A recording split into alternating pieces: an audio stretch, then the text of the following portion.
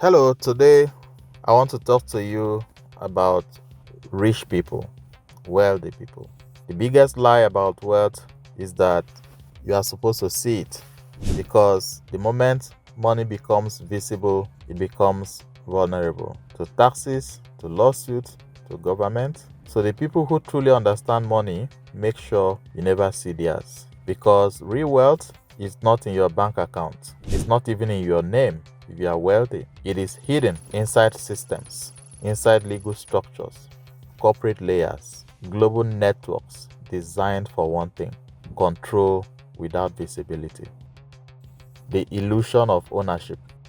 Here's the first thing most people get wrong: they think ownership equals wealth, but the wealthy avoid owning things personally. That luxury apartment, not theirs. That office building, not theirs. That entire portfolio, owned by companies, owned by other companies. So when you look them up, you see nothing, absolutely nothing, nada, because legally they own nothing, but in reality they control everything. The hidden layer.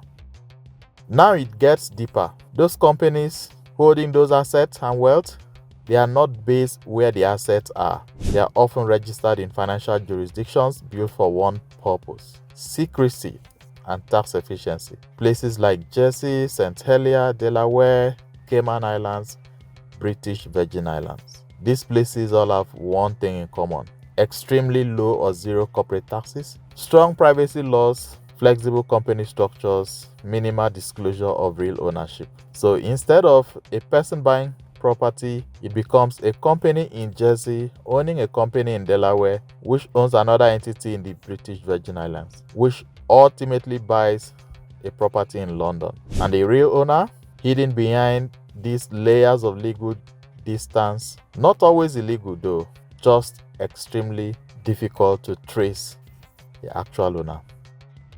Wealth storage cities. Now here is where the strategy becomes global and local at the same time.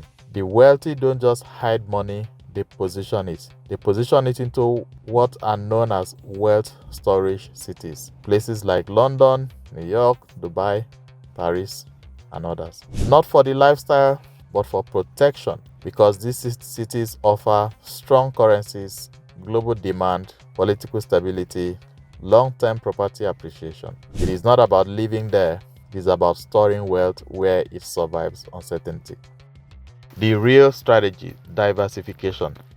Here is what most people miss. The wealthy don't trust a single system. They spread everything across countries, across currencies, across legal structures. So, if one government changes policy or one economy collapses, the entire wealth portfolio doesn't collapse with it. It simply shifts. Somewhere else in the structure would take up the burden.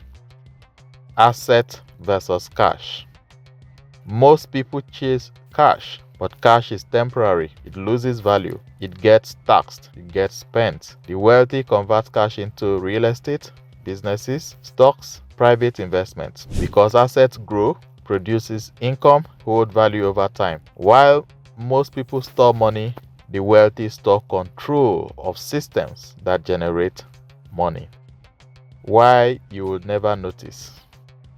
This is why real wealth is invisible, because it is designed to be. The loud ones, rarely the richest. The flashy ones, often the most exposed. But the real wealth, quiet, layered, hidden, because visibility creates vulnerability. And vulnerability is what the wealthy eliminate first. So the real lesson isn't about luxury, it is about structure. Everyone earns money, but what happens after that is where everything changes. Some people spend it, some save it, but a small group turn their money into systems. Systems that protect it, systems that grow it, systems that survive them. If this changed how you see money, like the video, subscribe for more breakdowns like this, and tell me, if you had real wealth, would you show it? Or would you build a system so complex that no one could ever find it? Thank you for watching.